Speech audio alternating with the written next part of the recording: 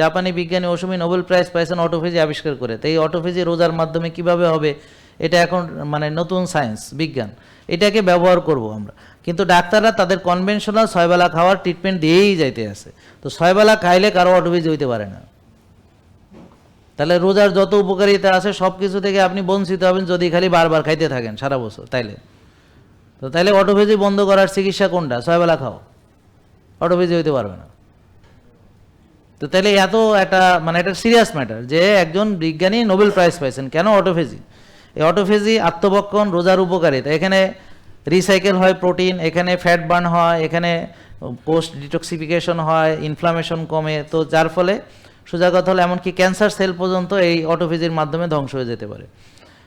তো রোজার মাধ্যমে 60 থেকে 70টা রোগ উপকার পাওয়া সম্ভব। তাহলে 6 বেলা খেলে 60 থেকে 70টা রোগ বানানো সম্ভব, বুঝেন না? তাহলে এখন যারা 6 বেলা খেতে পরামর্শ দিয়েছে, এইটা তো সায়েন্স এখন আর নেই, পুরান হয়ে গেছে, কিন্তু তারা ওই রুগীকে এখনও এই বারডেমে গেলে এই বই দিবে, তারপর আপনাকে যে 6 বেলার খাওয়ার তালিকা দিবে, সকালে রুটি, হ্যাঁ, তারপরে এখন সমস্যা হলো রোজার মাসে তো তারা 6 বেলা খাইতে দিতে পারবে না। তো এখন ফলে কি হবে? যখন রোজার মাসে 6 বেলা খেতে দিতে পারবে না, তার ফল কি হবে? ওর সুগার কমে যাবে।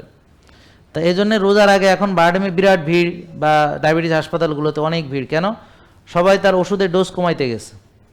আমার পাবলিক এটা বুঝে যে আমি রোজা রাখলে ডায়াবেটিস কমবে, প্রেশার কমবে, তো প্রেশার ওষুধ কমাবে, ডায়াবেটিসের ওষুধ কমাবে রোজার মাসে, কমাবে। তার মানে কি? মানে রোজা রাখলে এই অসুখ কমে, তাই না? তো তাহলে আমি যদি ভালো করে রোজা রাখি তাহলে তো আমার ওষুধেরই দরকার নেই। কিন্তু দেখা গেল রোজা শেষ, আবার 6 বেলা খাবে, আবার ওষুধ বাড়ায় দিবে। তাহলে এইটা যে কত বড় মানে একটা মানে হিপোক্রেসি, এটা আপনারা কখনো চিন্তা করে দেখেছেন?